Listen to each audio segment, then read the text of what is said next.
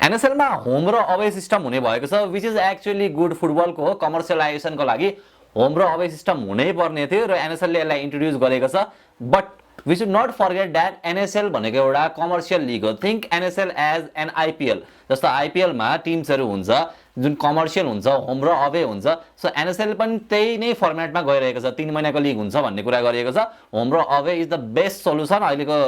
ऑडियन्सहरु आइरहेको छैनन् होम र अवे गरे भने ऑडियन्स आउँछन् तर एनएसएल ले मात्रै चाहिँ हाम्रो डोमेस्टिक इन्फ्रास्ट्रक्चर अथवा कुरा गरौँ हाम्रो ग्रासरुट लेभललाई चाहिँ धान्नेवाला छैन अब ग्रासरुट लेभलको कुरा गरौँ हैन त्यसको लागि तपाईलाई डिभिजन लिगै चाहिन्छ के अब इन्डियामा तपाईको आईपीएल भयो भन्दैमा